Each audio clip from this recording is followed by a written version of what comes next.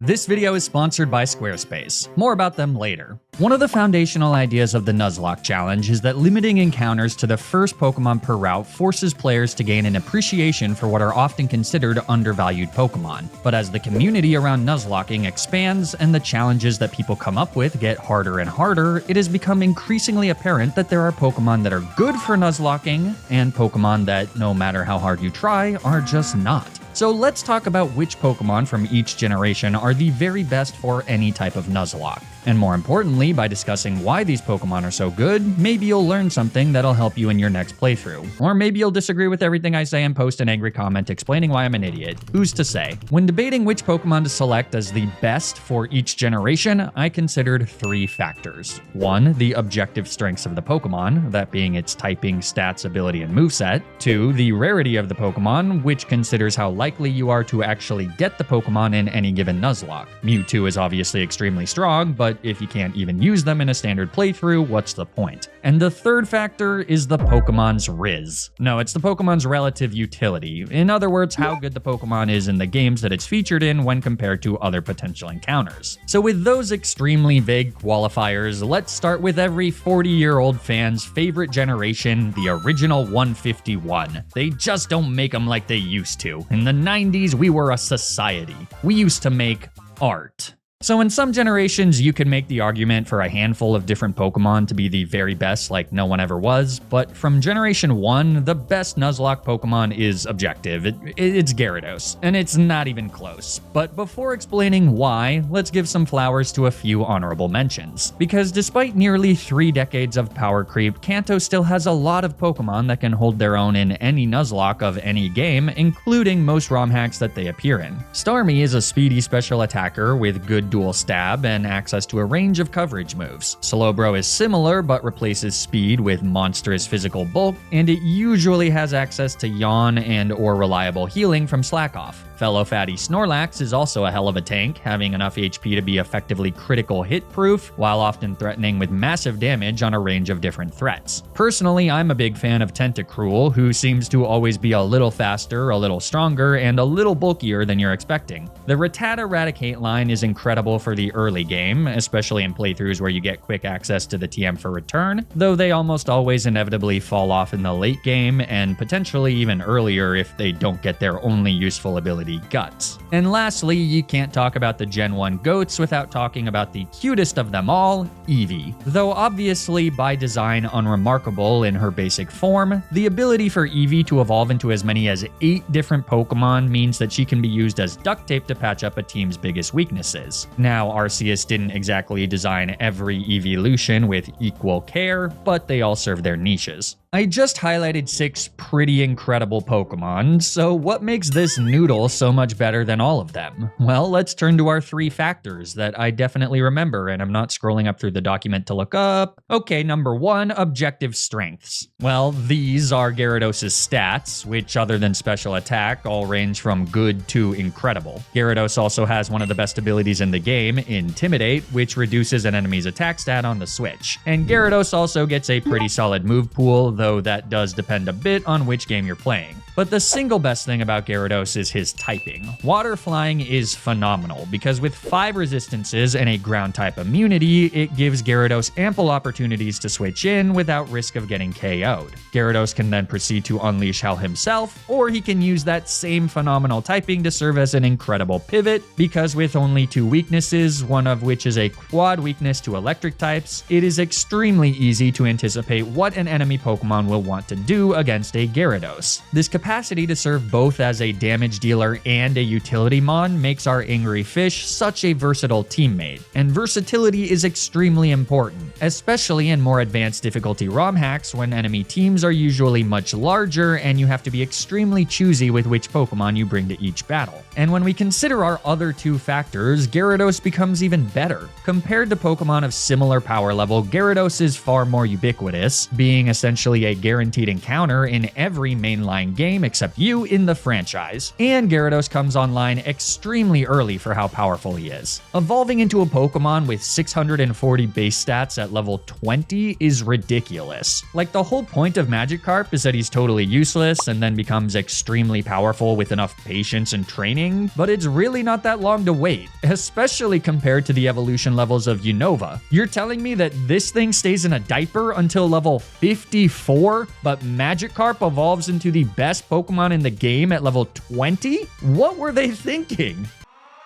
Jim, give me a big number now! 16? Damn it, Jim, bigger! Oh God, 20? Jim, you just saved this company.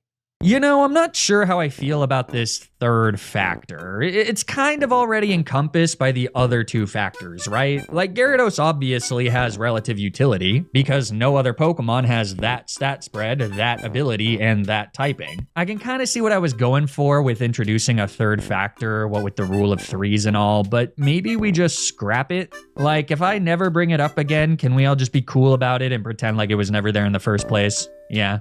Awesome. So anyways, that's why Gyarados is the best Nuzlocke Pokemon from Kanto. Thanks for coming to my TED Talk. I mean, perhaps everyone and their mother watching this video already knew all that, but I do often find that people like to regurgitate the opinions of the general consensus without knowing why these opinions exist in the first place. And really understanding why Gyarados is as good as he is a great first step into understanding more advanced Nuzlocke plays. Like with Kanto, the best Nuzlocke Pokemon from Johto is fairly objective, but I promise it'll become less so in later generations. Still, it's hard not to give the Nuzlocke crown to the stall queen of Johto herself, Blissey. This pink loaf effectively cannot die to a special attacking Pokemon, barring tremendously bad RNG, so adding her to your team basically invalidates roughly 50% of all enemy Pokemon with a single slot. The only slot against Blissey is that she isn't nearly as common as a Pokemon like Gyarados. She's relatively rare in most games she appears in, though there are a few exceptions, such as in Diamond and Pearl, where you're straight up given a Happiny egg halfway through the game. Regardless, there's other powerful Johto Pokemon that are more ubiquitous. For example, Quagsire is usually pretty easy to snag and has great utility as a yawn setter. Waterfall and Damp are both phenomenal abilities, a single weakness to grass-type attacks makes him an excellent pivot, and both an early evolution level and early access to Earthquake means that he can also deal solid damage. Unfortunately, Quagsire's stats leave a little bit to be desired. Both his attacking stats and his defensive stats are just a little too weak to make him super reliable as either a pure wall or a slow tank. Plus, you'll have to evolve Wooper, which is considered sacrilegious in some circles. Other Johtonian mentions include the uber speedy and deceptively bulky Crobat, though especially in earlier generations, Crobat tends to fall off after the mid-game when it comes time to take one-hit KOs. At some point, Wing Attack and Cross Poison just don't cut it. Access to Acrobatics in Gen 5 and beyond alleviates that a bit, though that's also when Crobat becomes far less common, which is its main reason for being considered as Johto's best. Still, Crobat is fairly easy to guarantee in Alola, and is the single best answer to Mallow's Totem Lurantis, so even decades later, he's a fantastic encounter. Skarmory is similar to Blissey, but on the physical side and even rarer. Lantern with Volt Absorb is sorta like Quagsire without nearly as much utility, and Mantine is like Gyarados, but worse in every single way. It's okay, Mantine, you could always be worse. The only other Pokemon worth shouting out here is Azumarill, who serves as a phenomenal early game Pokemon in generations 2 through 5, thanks to its low evolution level of 18, and serves as a consistently phenomenal Pokemon in generations 6 through 9 after the introduction of the Fairy type. Water Fairy has a strong case for the best type combination in the game, and with huge power, Azumarill is pretty incredible, though admittedly, there's nothing psychologically worse than getting an Azumarill that isn't huge power, so I can't with good conscience put this Rotund Rabbit over our Johto champion Blissey. Let's move on to my favorite generation, the 135 Pokemon from Hoenn. And again, the winner is obvious. It's Flygon! Okay, no, fine. But actually, Flygon is pretty good into the Kalos Elite Four, okay? Dragon types in general really can't be considered as the best Nuzlocke encounters since so many of them evolve so late. Like, okay, Dragapult is insane in Pokemon Sword and Shield once it evolves at level 60. Hope you like using Dreepy and his diverse moveset for 99.5% of your playthrough. So yeah, no dragons on this list. Well, what about Garchomp? With the right dupes, he's a nearly guaranteed encounter in Platinum. And even though you don't get Garchomp until level 48, you do get Gabite at level 24, who's actually pretty solid through the mid-game. Great dual stab and electric type resistance, only 2 weaknesses to fairly uncommon types, and early access to Dragon Rage for consistent damage. Okay, everything you just said was complete nonsense. Like, was that even English? And do you really think that I'm gonna use a space on this list for a square like Garchomp? Dude, I was trying to make a serious suggestion. This video is sponsored by Squarespace, an online platform that helps you build and manage your own website, whether that's an online store for your business or a personal blog for your thoughts. Using their guided design system, Squarespace Blueprint, you can choose from curated layouts and styling options to create a professional and polished online presence from the ground up. It makes the perfect website tailored to whatever your brand or business may be and optimizes the site for every device.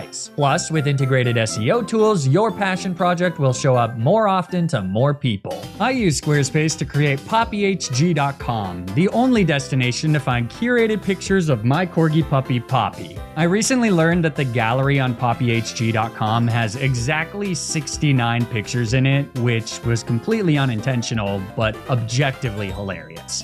Right, Poppy?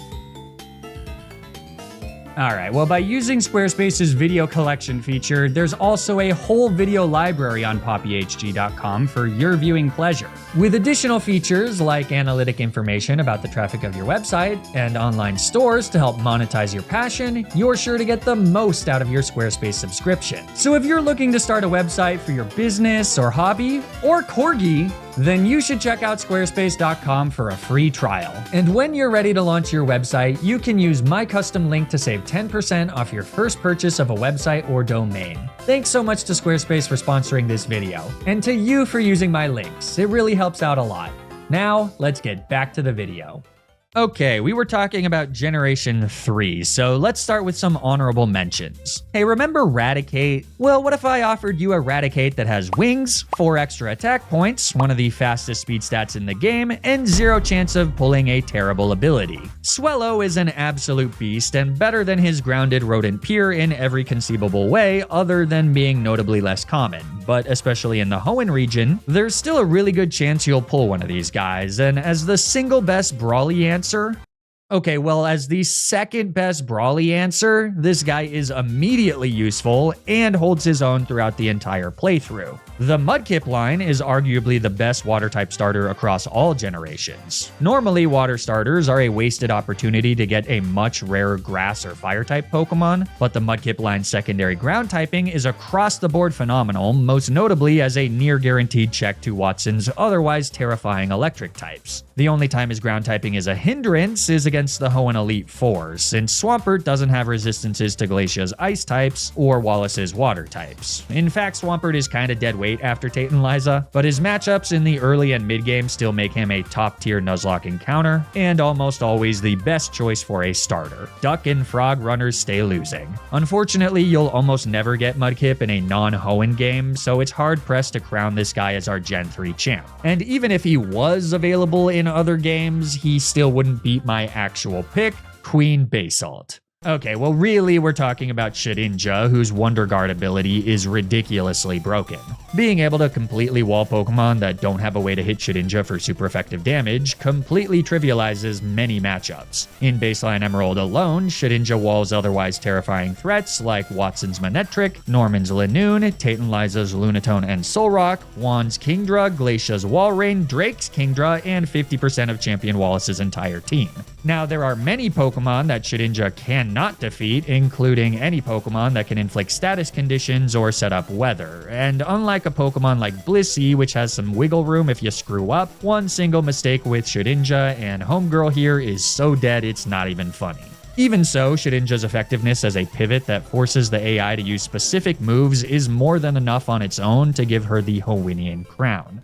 Gen 4 is, in my opinion, when you first start to see signs of Pokemon's gradual power creep. And as a result, there's a lot of powerful Pokemon here, though many of them are evolutions from other generations. Glysaur, Magnezone, and Togekiss are all great examples of a new evolution that shines. Glysaur is a truly disgusting Pokemon that is somehow bulky, fast, and powerful all at the same time. Though his level up moveset is a bit lackluster in Gen 4 especially, so you'll need to use a lot of TMs to get him into fighting shape. Magnezone has a phenomenal typing, and in later generations, they're one of the best slow Volt Switch users in the game. Post-Gen 4 Sturdy is also an amazing ability, making Magnezone much more accident-proof than Pokemon that perform similar roles. And then Togekiss is just incredible, bulky, unreasonably powerful, and privy to one of the best support movesets of all time. The only downside is that in earlier generations, Togekiss loses access to a ton of moves when she evolves, giving her one of the worst cases of 4 move slot syndrome I've ever seen.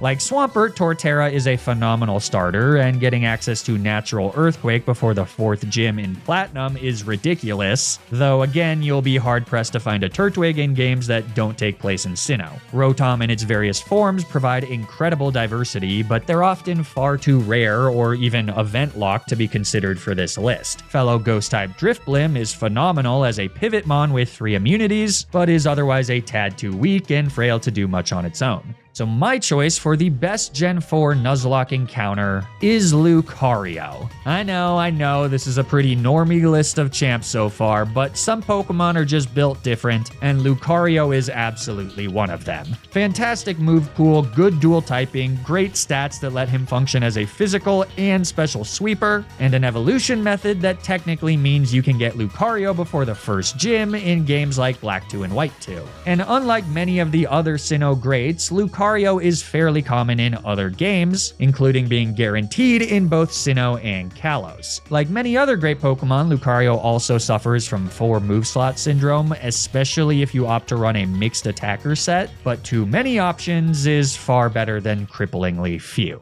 With that, we've made it to the halfway mark, and with Generation 5, Pokemon truly enters a whole new world. Some of the Pokemon in Unova are inexplicably monstrous. Why does this Chandelier have the highest special attack stat of any non-mega, non-legendary Pokemon? Couldn't tell ya, but she's an absolute beast. Insane typing, guaranteed encounter, and stupid damage output potential. Is this our Unovan champ?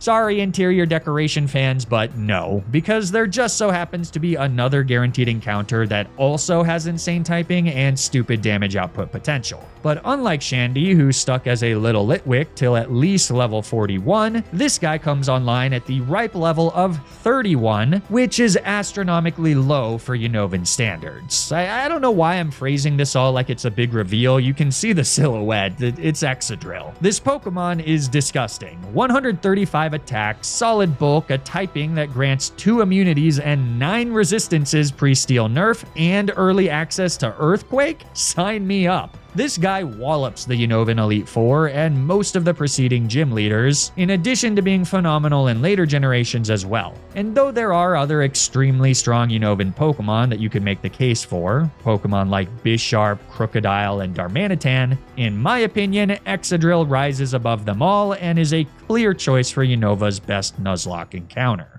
Generation 6 has the smallest addition of new Pokemon to date, and as such, there's not too many honorable mentions. Talonflame is one of the best regional bird Pokemon there is, and as a fairly common encounter in Kalos, Alola, and Paldea, there's an argument to be made that she's one of the better Nuzlocke encounters. Less widespread, but notably stronger, are Pokemon like Aegislash and Hawlucha. The former is a borderline broken Pokemon thanks to its ability, and if you get one, you'll be able to sweep through large portions of whatever game you're playing. Hawlucha is a rare single-stage Pokemon that maintains relevance throughout an entire playthrough, especially in Kalos and Alola where you can catch him fairly early. Particularly in Alola, Hawlucha matches up exceptionally well into some of the early game totems and island kahunas that can otherwise be a bit tricky. Florges is a big, fat, bulky fairy type that acts as a Temu Blissey, but even a knockoff Blissey is better than like 80% of other Pokemon. Even so, the Colosian, is that right? Colosian Goat is another no-brainer. Obviously, the Colosian Goat is Go-Goat. Woo! Okay, low-hanging fruit, I'm sorry. It's not Go-Goat. That Pokemon is weirdly extremely mediocre. Like, he has absolutely nothing going for him. I really don't understand what Game Freak was thinking. Like, this has to be one of their most undercooked Pokemon since Gen 2. What the hell is that ability? Anyways, my choice for this region is probably the least clear-cut so far, but I'm gonna go with Sylveon. Fairy types are fantastic. Not only do they have an immunity to dragon-type moves, they also only have 2 weaknesses, and the special attacking ones almost always get access to Moonblast, which is the single best pure damaging move other than possibly Earthquake. 95 base power with 100% accuracy, 0 drawbacks, and a distribution list that goes beyond Game Freak's DLC Legendary of the Week, unprecedented and unrepeated. The fact that Playrough has 5 less base power but 90% accuracy is one of life's great injustices. That's a real nice Zacian you got there. Would be a shame if he missed so many Playroughs that you start to question your fundamental understanding of statistical probability. Sorry, back to Sylveon. She's just an extremely powerful Pokemon. The special book adds to her survivability, and her evolution method means that you can get her pretty early in most playthroughs. Plus, with Eevee being in so many games, you're much more likely to encounter Sylveon than almost any other Colosian Pokemon. Ah yes, Generation 7, the generation I love to hate and hate to love. The Alolan Pokédex is one of the richest to date, so there's a good chance that during an average playthrough of these games, you may not even use a lot of Alolan Pokemon, and most of them tend to be pretty rare in future generations as well. For example, Mimikyu with her Disguise ability is phenomenal, but is extremely rare in all 3 generations she appears in. Another Fairy-type Primarina is also great, but like all starters, really only appears in his native games. Toxapex is a classic Stallmon that trivializes most of the game, and Araquanid with Water Bubble hits with the force of a nuclear weapon after a private coaching lesson with Bartholomew Bonds, but both are relatively uncommon encounters. I don't love this choice, but my pick for Alola is Golisopod. This thing has fantastic stats, a relatively early evolution level of 30, and a phenomenal signature move in First Impression. The only thing holding him back is his ability, which forces Golisopod out if he falls under 50%. While this can be a benefit for free switches, especially in harder ROM hacks like Run and Bun, it's more often a hindrance in vanilla playthroughs, especially if you have any ambitions of using Golisopod as a setup sweeper. Nevertheless, this sci-fi abomination is a guaranteed encounter in Alola, and there's also a few places to get him across Galar, so that ubiquity is enough to bump him above his competitors. We're in the home stretch now, and admittedly, this is where my game knowledge starts to drop somewhat dramatically. I can't claim to have played these games more than about half a dozen times, and I haven't even used every single one of these Pokemon in a standard Nuzlocke, so absolutely take this with an even larger grain of salt than normal. That being said, I've got my eyes on 3 Galarian candidates. Eldegoss is a really cool Pokemon with an extremely useful ability that can be used to drop your opponent's speed. This then lets your other Pokemon outspeed and freely take kills that they otherwise wouldn't be able to. Very useful, but also a little overly complicated for most Nuzlockes of Sword and Shield, which is the only place you'll find this Pokemon outside of ROM hacks. Poltegeist is a pure ghost type with access to Nasty Plot and Shell Smash, making him an extremely potent special sweeper against the right enemies. He's also available in both Galar and Paldea, though is not a guaranteed encounter in either. And though Weak Armor can be a useful ability in certain circumstances, it's also an extremely volatile ability that can just as easily result in a very dead Pokemon and a very sad Nuzlocker. So the ultimate Galarian Nuzlocke encounter is Corviknight, a Pokemon you're almost certain to get from the early routes in Galar and Paldea. Corviknight is like Skarmory with slightly less physical bulk and speed, but better everything else. Most notably, a much better move pool. And though it does take a hot minute to get Corviknight at level 38, Corvisquire isn't actually totally useless. And the pure flying typing means that you resist fighting type attacks, so that's something. Really though, reliable recovery from Roost, access to half a dozen setup moves, and a robust move pool when you factor in TMs and TRs makes Corviknight a phenomenal addition to any Nuzlocke campaign. So with that, we've made it to our most recent generation. Truly one of the generations of all time. There are some fantastic Pokemon introduced in Paldea, but again, I'll just touch on 2 honorable mentions and 1 winner. First up, Tinkaton. This is a ridiculous Pokemon. Something about a Fairy Steel type makes Game Freak lose their mind and overtune the hell out of the Pokemon. For Mawile, it was giving her a Mega with a base attack of 105 and the ability Huge Power. For Zacian, it was giving them an instant boost to their attack stat upon switching in. And for Tinkaton, it's a 100% accurate signature move with 160 base power and no drawbacks. Oh, there is a drawback? You mean how you can't use it twice in a row? Ah, geez, well if only there was a move that makes you completely immune to damage on the turns you can't use Gigaton Hammer. The only thing stopping this Pokemon from being completely broken is an extremely mediocre 75 base attack stat, but with solid bulk and great speed, that doesn't matter quite as much as you might think. Still, Tinkaton isn't exactly the most common Pokemon in Paldea, so there's a good chance you don't get to use her in your playthrough. My second honorable mention is a bit more common, and that's our Arboliva. You're much more likely to pick up a Smoliv on the way to Cortondo, and with enough patience, you'll eventually get the extremely bulky Arboliva that can single-handedly stall her way through Paldea's excruciatingly long late game. Seriously, thanks to her ability to conjure up grassy terrain, a moveset of Leech Seed, Giga Drain, and Protect means that you can pretty comfortably solo anything that doesn't have a way to one-shot Arboliva. Even though it's not exactly the most exciting gameplay, it's hard to deny that this thing is a beast against some of the game's biggest threats. But if you don't have the patience to stall out your opponents with Leech Seed, you could instead just one-shot absolutely everything with Grass Terra boosted critical hit Flower Gifts from Meowscarada, who is my choice for Paldea's best Nuzlocke encounter. Yes, she's a starter and is therefore really only available in her debut game, but since that's true for all Paldean Pokemon, at least for now, Meowscarada is a clear winner.